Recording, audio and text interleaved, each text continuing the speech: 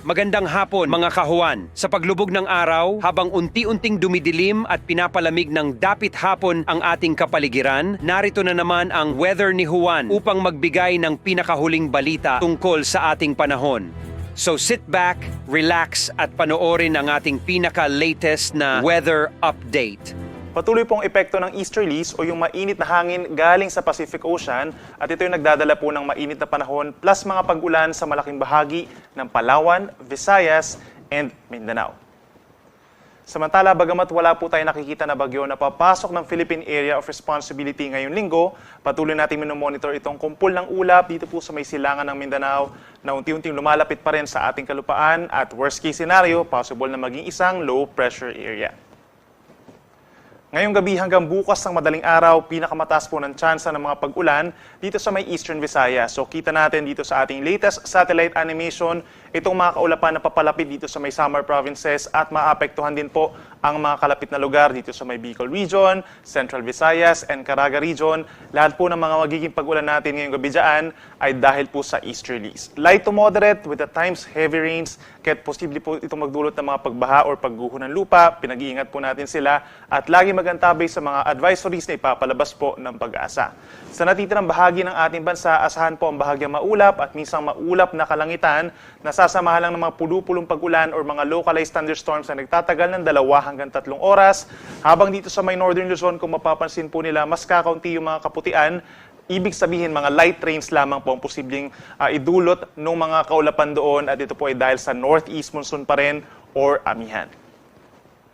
By tomorrow, magdala po ng payong pa rin ang ating mga kababayan sa Bicol Region plus Quezon Province. Epekto pa rin po yan ng easterlies, so asahan yung makulimlim na panahon at aasahan yung kalat-kalat na ulan and thunderstorms araw po yan ng Martes, kaya mag-ingat sa mga pagbaha at pagguho ng lupa.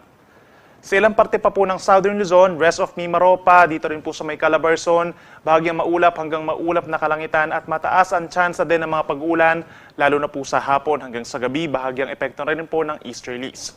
Sa ating mga kababayan dito sa may Central Luzon plus Metro Manila, sa umaga medyo maaraw pa naman po, no, at sa tanghali possible yung mainit at malinsangan na panahon.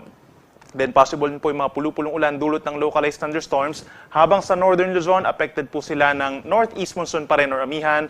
Asahan yung mataas sa tsansa ng mga may hinang ulan lamang sa may Cagayan Valley at sa may silangang parte po ng Cordillera Region, habang fair weather conditions naman in other parts of Northern Luzon.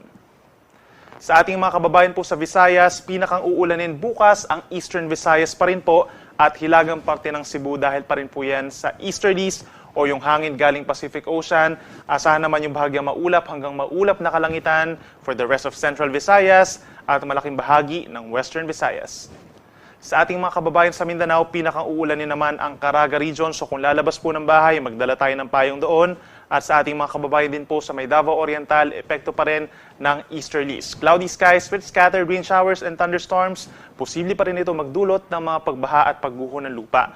Habang sa natitirang bahagi po ng Mindanao, generally maaraw naman sa maraming lugar at bahagyang maulap hanggang maulap sa ilang lugar na sasamahan lamang ng mga localized thunderstorms lalo na sa hapon hanggang sa gabi.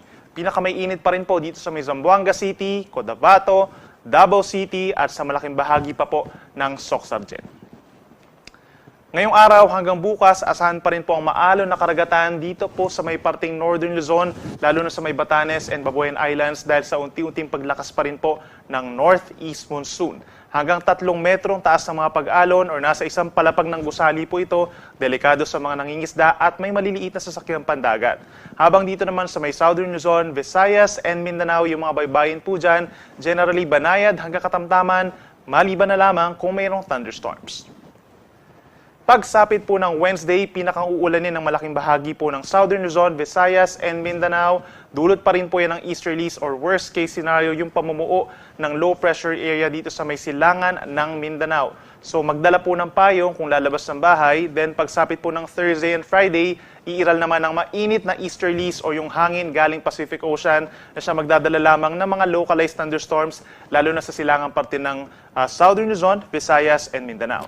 So kung dito sa Metro Manila, aasahan pa rin natin yung halos magkakatulad na weather conditions. Minsan kumukulimlim po pagsapit ng hapon at nagkakaroon ng mga saglit na pag-ulan, pero hindi naman po ito tuloy-tuloy at malalakas. Possible din yung hanggang 32 degrees Celsius na temperatura sa tanghali. Sa ating mga kababayan naman po sa Baguio City, mananatiling malamig sa madaling araw dahil po yan sa northeast monsoon at aasahan lamang pulupulong ulan, may hinang ulan pagsapit po ng Wednesday at sa Thursday and Friday naman po, possible yung mga localized thunderstorms.